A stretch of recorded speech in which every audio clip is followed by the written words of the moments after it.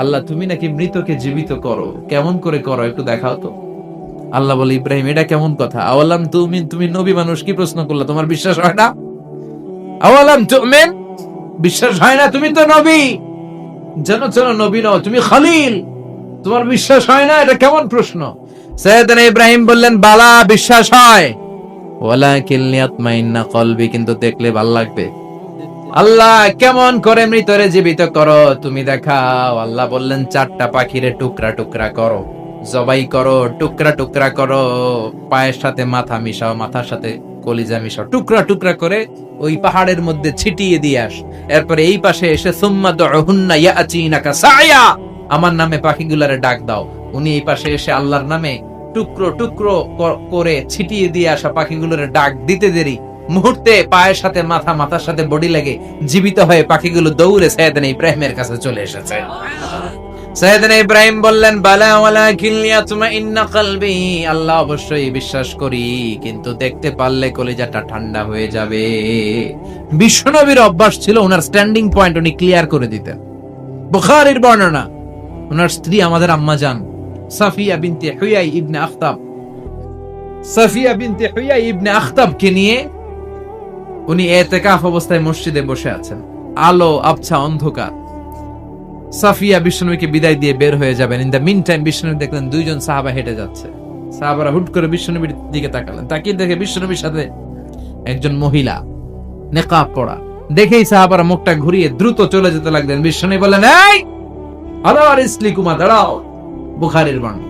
বিশ্বনবী ওখানে গেলেন, যে বললেন, সাহাবারা আসসালামু আলাইকুম। ওয়া আলাইকুম আসসালাম। ইন্নাহা উম্মুকুম সাফিয়া, ওই যে পর্দার আড়ালে একটা মহিলার সাথে আমারে বসা দেখছো, এটা তোমাদের মা, আমার স্ত্রী সাফিয়া। সাহাবারা বললেন, সুবহানাল্লাহ, ইয়া রাসূলুল্লাহ, আপনি এটার ব্যাখ্যা দিতে এসেছেন কেন আমাদের কাছে? আমরা কি কিছু মনে করেছি নাকি? আপনি কোন মহিলার সাথে বসা মানে তো আমাদের আম্মা জানের সাথেই বসা। বিষ্ণু বললেন, না, তোমরা মনে করো নাই, কিন্তু কিছুক্ষণ পর শয়তান তোমাদের হৃদয়ে খুঁতখুঁতানি ঢুকায় দিবে।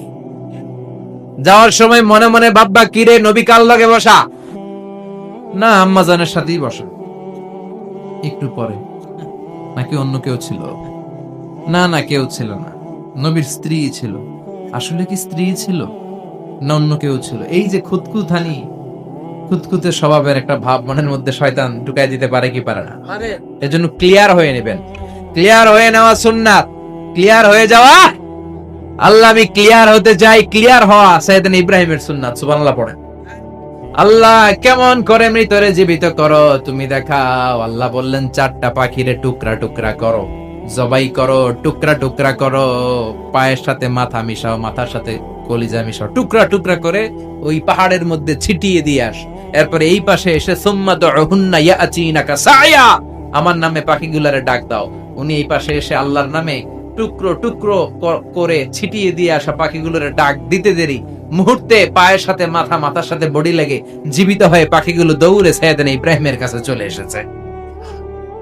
আল্লাহর কোরআন সাক্ষী। ইয়াতিনাকা সায়া, এই যে আল্লাহর সাথে উনার কি ডায়ালগ মারছেন, এটা কোরআনে আছে না নাই? এরপরে উনি ওনার কলিজার টুকরা ছেলে সাইয়েদনা ইসমাইলের সাথে কি ডায়ালগ মারলে, সেটাও কোরআনের ভেতরে আছে না নাই? فلما بلغ معه السعي قال يا بني إني أرى في المنام أني أذبحك فانظر ماذا ترى। তিনি ছেলের ডাকে বললেন, ও আমার কলিজার টুকরা ছেলে ইসমাইল, গত রাতে আমি স্বপ্ন দেখেছি যে আমি তোমাকে জবাই করছি। ফানজুর মাযা তারা, তোমার অভিমত কি, অপিনিয়ন কি জানাও। সুবহানাল্লাহ বলেন। ছেলেরা বললেন, আমি স্বপ্নে দেখেছি তোমারে জবাই করতেছি, তোমার অভিমত কি? আমগরে যদি আমগো আব্বারা কইতাম আমার দেখেন না, বড়টারে দেখছেন। কথা কম, বড়টাই কইতো আমার না মাইজাডারে দেখছেন, মাইজাডারে কইলে কইতো ছোটটারে দেখছেন। কথা কম, আমরা এটা কইতাম না? 100% আমরা এরকম উত্তর দিয়ে দিতাম, চিল্লায় কোন ঠিক কিনা? কিন্তু সাইয়েদনা ইসমাইল কেমন ছেলে, বাপ কা বেটা সিপাহি কা ঘোড়া, কুছ না হতো থোড়া থোড়া, ঠিক কিনা? ছেলে বলল, ইয়া আবাতি ফআল মা তুমারু সাতাজিদুনি ইনশাআল্লাহু মিনাস সাবিরিন। কি ছেলে, আমগডিও বলা ওইটাও বলা, পার্থক্য আছে না নাই? ছেলে কয় বাবা আমি তো ডরাই না, আমি ডরাই আমনেরে লইয়া। আমনে ডরান কিনা, আপনি ভয় পেয়ে যান কিনা ওই টেনশনে আমি আছি। আপনি যে আমার এত মায়া করেন, আপনি যে আমার এত ভালোবাসেন, আমাকে শুইয়ে দিয়ে যে জবাই করবেন, ফিনকি দিয়ে যে রক্ত ছুটবে, আপনি ভয় পেয়ে যান কিনা ওই ভয় আমি পেয়ে যাই। আমার অন্তরে কোনো ভয় নাই। ইয়া আবা তিফআল মা তুমার, বাবা যেমনটা আদিষ্ট হয়েছেন ঠিক তেমন তেমন করেন। সাতাজিদুনি ইনশাআল্লাহু মিনাস সাবিরিন, ইনশাআল্লাহ আপনি আমারে ধৈর্যশীল পাবেন। এরকম ছেলে আমাদের ঘরে ঘরে থাকার দরকার আছে না নাই? তার মানে বাপ বেটা কি ডায়ালগ মারছে কোরআনে তুলে দিল কে? আবার সাইয়েদনা ইব্রাহিম এলাকার লোকদের সাথে কি কি ডায়ালগ মারলেন সেটাও কোরআনে আছে না নাই? তিনি বললেন মা হাযিহি তামাসিলুল্লাতি আনতুম লাহা আকিফুন, ও এলাকার লোকেরা নিজের হাতে মূর্তি বানিয়ে মাথাটাকে নিচু করে ওম নমো ভগবতী কেন পড়ো? কেন কেন? ক্বালু ওয়াজাদনা আবানা লাহা আবিদিন। দেখেন কনভারসেশন কি এক পক্ষের হয়? কথোপকথন করতে হলে কয় পক্ষ লাগে? উনি বললেন এই মূর্তিগুলোর সামনে তোরা মাথা নত করে দাঁড়িয়ে থাকিস কেন? তারা বলল ওয়াজাদনা আবানা লাহা আবিদিন, আমরা আমাদের বাপ দাদাদেরকে দেখছি এরকম করতে, এজন্য আমরাও করি। সাইয়েদনা ইব্রাহিম বললেন লাকাদ কুনতুম আনতুম ওয়া আবাকুম ফি দালালিম মুবিন, তোরাও শেষ, তোকে বাপ দাদারাও শেষ, তোদের বাপ দাদারাও গোল্লায়, তোরাও গোল্লায়, চিল্লাই কোন ঠিক কিনা? কি কনভারসেশন। এরপরে বাৎসরিক পূজা অনুষ্ঠানের দিন আসলো। কিছুদিন আগে একটা হয়েছে না সরস্বতী, এটা বোধহয় হিন্দু ভাইদের বিদ্যার দেবী। এরা এক একজনের কাছে এক একটা জিনিস নিয়ে যাওয়া লাগে, আমরা সব জিনিস চাই একজনের কাছে, তিনি কে? এটা কঠিন না সহজ? বিদ্যার জন্য ওই মন্দিরে, সৌন্দর্যের জন্য এই মন্দিরে, খাদ্যের জন্য দুর্গার কাছে, ঝামেলা না? আমরা সব কিছুর জন্য একজনের কাছে যাই, তিনি কে? বাৎসরিক পূজা অনুষ্ঠানে সবাই ইব্রাহিমরে ধরছে, ইব্রাহিম চল আমরা পূজা দিতে যাব। সাইয়েদনা ইব্রাহিম ফানাযারা নাযরাতান ফিন নুজুম, তাকালেন আকাশে আর বললেন ইন্নী সাকিম, আমি যেতে পারবো না, আমি অসুস্থ। আমি কি আসলে সুস্থ ছিলেন? তো অসুস্থ বললেন কেন? কারণ অসুস্থতা দুই ধরনের, চিল্লায় বলেন, একটা শারীরিক আর একটা। সাইয়েদনা ইব্রাহিম মানসিকভাবে প্রচন্ড বিপর্যস্ত ছিলেন, অসুস্থ ছিলেন। এর কারণ গোটা উম্মাত মূর্তির পূজা করে, এই দৃশ্য দেখে কোন নবী মানসিকভাবে সুস্থ থাকতে পারে? উনি বললেন আমি অসুস্থ, তোমরা যাও। সবাই বলল ঠিক আছে আমরা যাই। ইব্রাহিম তুই আমাদের ঘরের মূর্তিগুলারে পাহারা দে। মূর্তি পাহারাদার একজন ভালো লোক পাওয়া গেছে, মূর্তি পাহারা দেওয়ার জন্য ভালো একজন পাহারাদার পাওয়া গেছে। নাম? কথা কন, কথা বুঝতে কষ্ট হচ্ছে মনে হয়। মূর্তি পাহারা দেওয়ার জন্য কারে পাওয়া গেছে? সাইয়েদনা ইব্রাহিম কয় ঠিক আছে আজকে পাহারা দিমু, জন্মের পাহারা, যা তোরা দিতাছি, পাহারা দিতেছি যা। এইবার সাইয়েদনা ইব্রাহিম মূর্তির ঘরে ঢুকলেন, দেখেন কি সুন্দর কথোপকথন আল্লাহ তুলে ধরলেন। আল্লাহু আকবার। মূর্তির ঘরে, দেবীর ঘরে ঢুকে উনি ঘুরে ঘুরে তাকায়, দেখে একটা এমনি হা আর একটা ব্যাগ করে 14-15টা হাত নিয়ে তাকায় আছে। উনি সবগুলার সামনে এভাবে তাকায় আছে, দেখে এক একটা এক এক চেহারা, একটা হাতির গণেশ স্টাইলের, আর একটা এরকম, আর একটা নারীর, আর একটা বাঘের, আর একটা তলোয়ার নিয়ে আইতাছি কোপায় ফেলাম, আছে না নাই? সবগুলোর সামনে যায়, যে যে দেখে আর অবাক হয়, কত ধরনের খোদার কাছে এরা কত কিছু চায়। আর যে দেখে প্রত্যেকটার সামনে ডেজার্টস আইটেম, মিষ্টান্ন, এক একটার সামনে রসমালাই, এক একটার সামনে কালো জাম, লাল জাম, রসগোল্লা, চামচাম, দুধ মালাই, মালাই চপ, আছে না নাই? যে বেপানি চলে আসছে নাকি? তো সাইয়েদনা ইব্রাহিম অবাক, কি রে এত মূর্তি, এত ডিজাইন, এত ভাবে এরা অঙ্গভঙ্গি করে আছে, এত খাবার দেয়া, খায় না কেন? সাইয়েদনা ইব্রাহিম ভাবলেন মনে হয় নাগাল পাই না, আমি একটু তুইলা ধরি। উনি রসমালাইয়ের বাটিটা নিয়ে যেটা হা করে আছে ওইটার সামনে যায়, কয় খা। কি কয়? বানাই কইতেছি মনে হয়। ফারাগা ইলা আলিহাতিম, মূর্তিগুলোর কাছে গেলেন, ফাকালা আলা তাকুলুন, খাবি না? ওই খাবি না ডারে আমি কিছু খা, কোরআন থেকে বলছি, ঠিক কি না? উনি ভাবলেন ওরা হয়তো খেতে পারে না, নাগাল পাচ্ছে না, কিংবা আমারে দেখে লজ্জা পাচ্ছে।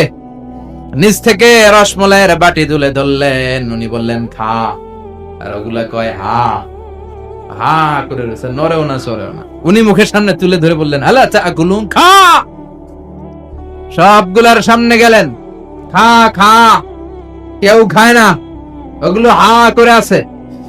সাইয়েদনা ইব্রাহিম বললেন খা, কেউ কথা কয় না। উনি বললেন খাবি না কেন, তাইলে কথা ক। এই যে কষ্ট করে উড়াইলি, মুখের সামনে দিলাম, খাবি না কেন, কথা বল। আল্লাহ তাকুলুন, খাবি না কেন, কথা বল। মালাকুম লা তাতাকাল্লামুন, খাবি না কেন, মালাকুম লা তানতিকুন, হয় খা নয় কথা ক। বলতেই লাগলেন খা খা, প্রত্যেকটা মূর্তির সামনে গেলেন, খা, ওগুলো করে আছে হা, কোনো কথা কয় না। কয় কেন খাবি না, তাহলে কথা ক।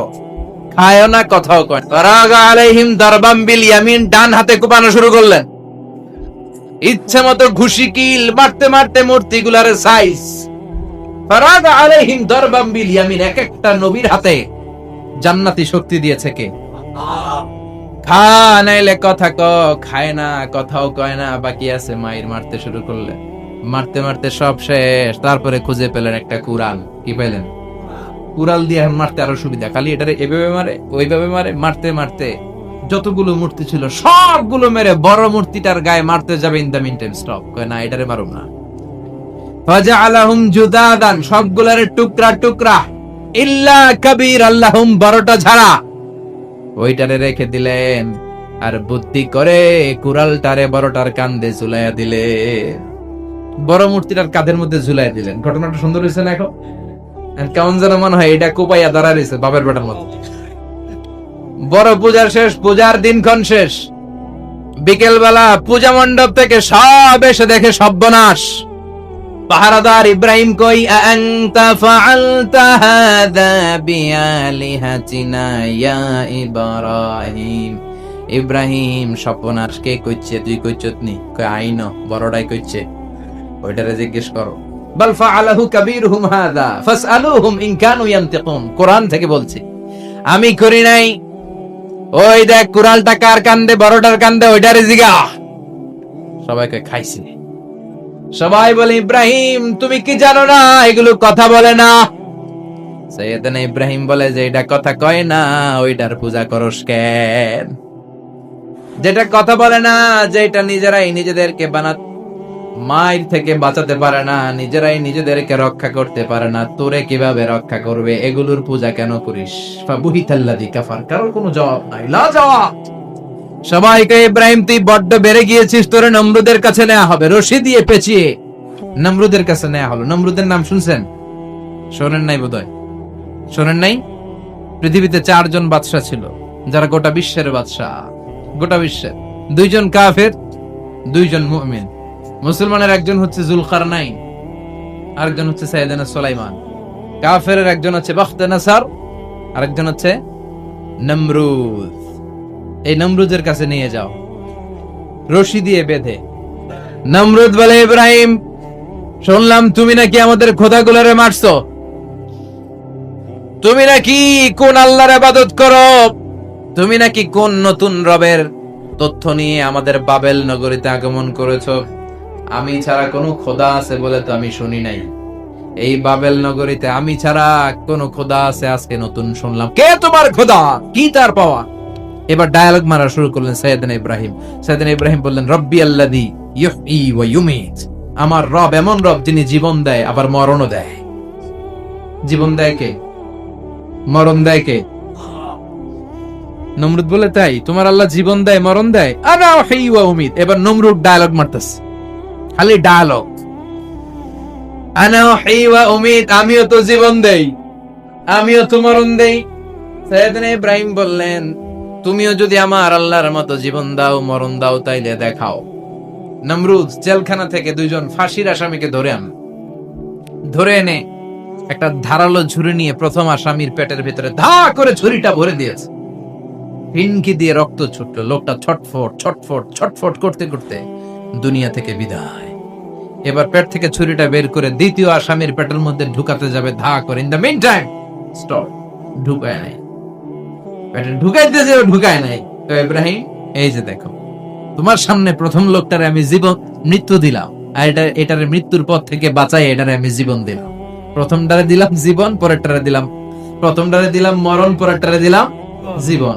তোমার রব যে যেরকম করে জীবন দেয় আর মৃত্যু দেয়, আমিও জীবন দেই, আমিও মৃত্যু দেই। চিল্লায় পড়েন নাউযুবিল্লাহ।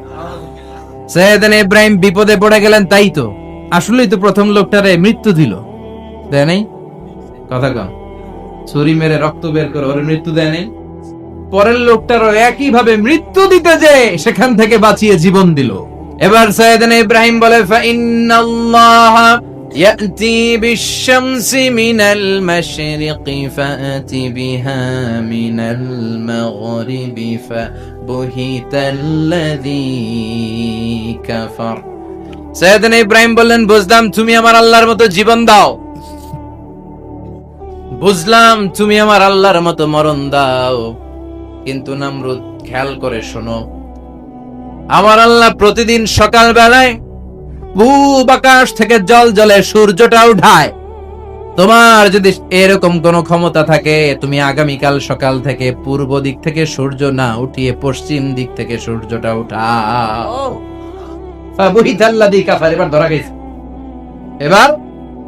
এবার জায়গার মধ্যে ধরা, একেবারে স্টপ, লা জবাব। নমরুদের মুখে কোনো জবাব নাই। এবার নমরুদের মেজাজ নরম নাকি গরম? কথা কন। গরম মেজাজ নিয়ে কয়, হাররিকু, এটারে আগুনে জ্বালা, এটারে আগুনে ফেল। নমরুদ বুঝে না এই যে আগুনের মালিক কে। বিশাল আগুনের কুণ্ডলি পাকিয়ে সাইয়েদনা ইব্রাহিমকে আগুনের মধ্যে ফেলে দেয়া হলো। হাতের মধ্যে রশি, পায়ের মধ্যে রশি, সারা দেহের মধ্যে রশি পেঁচিয়ে আগুনের কুণ্ডলিতে ফেলে দেয়া হলো। মুহূর্তের মধ্যে আগুনের প্রজ্বলন শক্তি ওই রশিগুলোকে জ্বালিয়ে পুড়িয়ে ছারখার করে দেয়, কিন্তু সাইয়েদনা ইব্রাহিমের দেহের একটা পশমও জ্বালায় না। যে রশি দিয়ে টাইট করে বাঁধছে, ওনার দেহের সাথে লাগানো টাচ করা রশি, ওই রশি জ্বলে যা, কিন্তু সাইয়েদনা ইব্রাহিমের পশম জ্বলে না। চিল্লায় পড়েন আল্লাহু আকবার। আজ যদি তোমাদের মাঝে কেউ ইব্রাহিমের মতো ঈমান আনিতে পারো, অগ্নিকেও পুষ্প বলে পরিণত করিতে পারো, ঠিক কি না? মুসার মতো ঈমান হলে রাস্তা হবে সাগর জলে, ইউসুফের মতো ঈমান হলে একে একে দরজা খোলে। সাইয়েদনা ইব্রাহিমের মতন ঈমান যদি আজও থাকে বিদ্যমান, অগ্নিকুণ্ডে দেখতে পাবে খুবসুরতে ফুলবাগান, ঠিক কি না? ওই ঈমানটা দরকার। ওই ঈমান যদি ঈমানের মতো হয়, আগুনের কুণ্ডলকে ফুলবাগান বানিয়ে দিবে কে? সাইয়েদনা ইব্রাহিম বসে রইলেন। নমরুদ কয়, আরো আগুন জ্বালা, এলাকার বড় বড় গাছগুলো, তক্তাগুলো কেটে আগুনের কুণ্ডলিতে ফেল। তক্তা লাকড়িগুলো আগুনের কুণ্ডলিতে ফেলা মাত্র দাউ দাউ করে লাকড়িগুলোকে, তক্তাগুলোকে আগুন জ্বালিয়ে দেয়, কিন্তু সাইয়েদনা ইব্রাহিমকে জ্বালায় না। সুবহানাল্লাহ। আগুনের মালিক কে? ওই আল্লাহ আজও আছে না নাই? তিনি আগুনটা অর্ডার করলেন, সৃষ্টির শুরু থেকে তোকে একটা ধর্ম দিয়েছি, সব জ্বালিয়ে দেয়া, পুড়িয়ে দেয়া, আজকে কয়েকদিনের জন্য তোর ধর্মটাকে আমি স্টপ করে দিলাম। চিল্লায় পড়েন আল্লাহু আকবার। কুলনা ইয়া নারু কুনি বারদান ওয়া সালামান আলা ইব্রাহিম। আল্লাহ বললেন, আগুন খবরদার, আমার ইব্রাহিমের গায়ের যেন পশম না পুড়ে যায়, কারণ ইব্রাহিমের সন্তান হবে ইসমাইল, আর ওই ইসমাইলের বংশে আমি পাঠাবো আখিরি জামানার পয়গাম্বার। ইব্রাহিমের জন্য কিছু না হয়, কোন ইবারদা, ঠান্ডা হয়ে যা, কি হয়ে যা, কিন্তু এত বেশি ঠান্ডা হবি না যাতে ইব্রাহিমের সর্দি না লেগে যায়। সুবহানাল্লাহ। আগুন বলে, আপনি বললেন কোন ইবারদা, ঠান্ডা হয়, আবার কোন এত ঠান্ডা হবি না যাতে সর্দি না লাগে, কেমন ঠান্ডা হবো? আল্লাহ বললেন, সালামান আলা ইব্রাহিম, সালাম হয়ে যা, শান্তির গুলবাগিচা হয়ে যা, এয়ার কন্ডিশন নাতে শীতউষ্ণ হয়ে যা। চিল্লায় পড়েন আল্লাহু আকবার। 40 দিন ছিলেন এই আগুনের কুণ্ডলিতে, কিচ্ছু হয়নি। সুবহানাল্লাহ পড়বেন না? শেষ জীবনে উনি ওনার নাতিপুতিদের সাথে গল্পের সময় বলতেন যে আমার জীবনে সবচেয়ে আরামদায়ক সময় কাটিয়েছি আমি ইব্রাহিমের আগুনের, নমরুদের আগুনের কুণ্ডলির ভেতরে থেকে। চিল্লায় কোন সুবহানাল্লাহ। তার মানে পুরো আগুনের কুণ্ডলির গুলবাগিচা বানিয়ে দিয়েছে কে? উনার জীবনের শ্রেষ্ঠ সময় নাকি এটা? সবচেয়ে আরামসে নাকি কাটিয়েছে? এই আগুনের কুণ্ডলের ভেতরে চিল্লায় পড়েন আল্লাহু আকবার। এবার আল্লাহ ডেকে বলেন, নমরুদ অনেক হয়েছে আর না, অনেক চান্স তোমারে দিছি আমি, অনেক ছাড় দিছি, মাগার ছেড়ে দিব না। আল্লাহ কি দেয়? ছাড় দেয়, ছেড়ে দেয় না। মনে থাকবে? চিল্লায় বলেন তো আল্লাহ কি দেয়? কি দেয় না? নমরুদরে এতক্ষণ ধরে কি দিছে, কিন্তু কি আল্লাহ ছেড়ে দিবে? কথা বলেন। আল্লাহ বলে, তোরে মারতে আমার কামান লাগবে না, গোলা লাগবে না, ফেরেশতা লাগবে না, তলোয়ার লাগবে না, নমরুদ তোরে মারবো আমি ল্যাংড়া মশা দিয়া। ফাআরসালাল্লাহু তাআলা বাউদা, আল বাউদাতু জুনদুম মিন জুনুদিল্লাহ। এই মশাগুলো আল্লাহর সৈনিক। কথা কন। এই মাছিগুলো আল্লাহর সৈনিক, এই সাপ আর ব্যাঙগুলো আল্লাহর সৈনিক, এই বাতাস আল্লাহর সৈনিক, এই মাটি আল্লাহর সৈনিক। মাটি যদি কাঁপাকাঁপি শুরু করে বসে থাকা যাবে? ফারসালাল্লাহু বাউদা, আল্লাহ একটা ল্যাংড়া মশা পাঠালেন। এই ল্যাংড়া মশা নাকের ভেতর দিয়ে ঢুকে মস্তিষ্কের মাঝখানে যে কামড়াতে শুরু করেছে। মশার কামড় খাইছেন না আপনারা? শীতকালে যখন আমরা কম্বল মোড়া দিয়ে ঘুমাই, কানের সামনে যখন পন পন শুরু করে কেমন লাগে? কি বিরক্তি লাগে না? আবার ঝেড়ে টেরে আবার শুই, আবার পন পন। পন পনের আওয়াজই আমাকে সহ্য হয় না। ওই মশা নাকি দিয়ে ঢুকে দিকে কামড়া, ওই বেড়ার কেমন লাগে? কথা কন। নাকের ভিতর দিয়ে মশা ঢুকে ভিতরে কুটকুট কুটকুট করে কামড় মারে। এই কামড় খাইয়া নমরুদ এবার নাচানাচি শুরু করছে। I M A disco dancer. Or dance দেখে সবাই হাসে, একেবারে I M A disco dancer. Or dance দেখে সবাই অবাক। ঘটনা কি? খোদাই লাফায়। এতদিন ধরে সবাই নমরুদরে পূজা করতো আর বলতো নমরুদ সবচেয়ে বড় খোদা, নমরুদ সবচেয়ে। এখন খোদা কি করে? ড্যান্স দেয়। এবার নমরুদ বাঁচার জন্য মাথার মধ্যে আঘাত করে, কিন্তু মশা বের হয় না। চিল্লায় আওয়াজ করে উত্তরে বলেন, মশা ঢুকছে কার অর্ডারে? এই মশা বেরোবেও কার অর্ডারে? মাথার মধ্যে আঘাত করে ঘুষি মারে, কিল মারে, কিন্তু মশা বের হয় না। এবার আশেপাশের যারা আছে খাদেম খুদ্দাম কয়, তোরাও ঘুষি মার। খাদেম খুদ্দাম মনে মনে কয়, আজীবন অনেক মারছস, আজকে আমরা মারুম। সুযোগ পায়া কিলের উপর কিল আর ঘুষি। আজীবন অনেক কাজ করাইছিস আমাদেরকে দিয়ে, অনেক জুলুম করেছিস, আজকে সুযোগ পেয়েছে মতো মাইরা লই। খাদেম খুদ্দাম ওরাও কিল ঘুষি। ঘুষাইতে ঘুষাইতে চেহারার মানচিত্র পাল্টাই দিছে, মাগার মশা বের হয় না। এই মশা ঢুকছে কার আদেশে? কথা কন। এই মশাটা যদি বেরোতে হয়, অর্ডার লাগবে একজনের। চিৎকার করে বলেন, তিনি কে? নিজেও মারে, বেরোয় না। খাদেম খুদ্দামরা মাথার মধ্যে কিল ঘুষি মারে, বেরোয় না। নমরুদ কয়, এবার আমারে জুতা মার। কি মার? আমরা পরি প্লাস্টিকের জুতা, বাটার জুতা, অ্যাপেক্সের জুতা। আগে পড়তো খরমের জুতা। খরমের জুতা বানায় কি দিয়া? কথা কন। এবার কাঠের জুতা দিয়ে খাদেম খুদ্দামরা মাথার মধ্যে বাড়ি। পিটাইতে পিটাইতে মাথাটাকে ফাটিয়ে রক্তাক্ত করে জামিনের মধ্যে নমরুদরে শুইয়ে দিয়েছে। আর আল্লাহ সৈনিক সেই বাউদা মশা নাকের ভেতর থেকে শূন্যে উড়াল মেরেছে। চিল্লায় পড়েন আল্লাহু আকবার। তার মানে এত শক্তিশালী হয়েও, গোটা বিশ্বের রাজা হয়েও নমরুদের ক্ষমতা নমরুদরে বাঁচাতে পারে নাই। চিল্লায় পড়েন ঠিক কিনা? এজন্য ক্ষমতা কাউরে বাঁচাতে পারে না, দাপট কাউরে বাঁচাতে পারে না, অহংকার কাউরে বাঁচাতে পারে না, সৈন্যবাহিনী কাউরে বাঁচাতে পারে না। বাঁচাতে পারে একজন। চিৎকার করে বলতে হবে, তিনি কে? তিনি দোয়া করলেন, আল্লাহ রাব্বি জাআলনি মুকিমাস সালাহ। আল্লাহ আপনি আমার নামাজ কায়েমকারী বানান। কি কায়েমকারী? নামাজ। তার মানে নামাজ পড়লে সবাই মিলে পড়তে হবে, ঠিক কিনা? নামাজ কায়েমকারী বানান। আমার সন্তান ইসমাইলের নামাজ কায়েমকারী বানান। আমার দোয়াটা কবুল করেন। কবুল করে নিল কে? আবার বললেন, আল্লাহ মক্কার নিরাপদ বানান। কবুল করলো কে? আবার বললেন, অবা'আস ফীহিম রাসূলা। আল্লাহ এই শহরে একজন নবী পাঠান। কবুল করলো কে? যত দোয়া করছে সব কবুল করে নিল কে? এজন্য সাইয়েদনা ইব্রাহিমের জীবনী থেকে কি কি শিক্ষা গুনতে শুরু করেন। নাম্বার 1, আল জিহাদু দিদ্দা শিরক। ওনার জীবন থেকে প্রথম শিক্ষা হচ্ছে শিরকের বিরুদ্ধে জিহাদ। মুমিনের জীবনে জিহাদ চলবে কিসের বিরুদ্ধে? উনি মূর্তির সাথে আপোষ করে নাই, গাছের সাথে আপোষ করে নাই, মাছের সাথে আপোষ করে নাই, ধ্রুব তারা, চাঁদ, সূর্যের সাথে আপোষ করে নাই। উনি এক আল্লাহকে খুঁজে পেয়েছে। চিল্লায় বলেন ঠিক কিনা? আল্লাহ সব গুনাহ ক্ষমা করে, শিরকের গুনাহ ক্ষমা করে। 2 নাম্বার শিক্ষা হচ্ছে সত্যকে অন্বেষণ করতে হবে। ওইটা আমার বাবার বিরুদ্ধে যাক, ওইটা আমার দাদার বিরুদ্ধে যাক, ওইটা আমার দলের বিরুদ্ধে যাক, ওইটা আমার মতের বিরুদ্ধে যাক, সত্য যেখানে আমিও সেখানে, চিল্লা এখন ঠিক কিনা? এটা হচ্ছে সাইয়েদনা ইব্রাহিম আলাইহিস সালামের ঈমান স্পিরিট। শিরকের বিরুদ্ধে মুমিন জিহাদ করবে, সত্য যেখানে আছে মুমিন তালাশ করে সেটাকে ছিনিয়ে আনবে। সাইয়েদনা ইব্রাহিমের জীবনী থেকে 3 নাম্বার শিক্ষা হচ্ছে ভিশনারি অ্যাটিটিউডের হতে হবে মুমিনের। আমরা খালি 10 বছরের হিসাব করি, 20 বছর, 50 বছর। ইহুদিরা হিসাব করে 200 বছর। কোন কাজ করার আগে 200 বছর পরে কি হইতে পারে ওইটা হিসাব করে।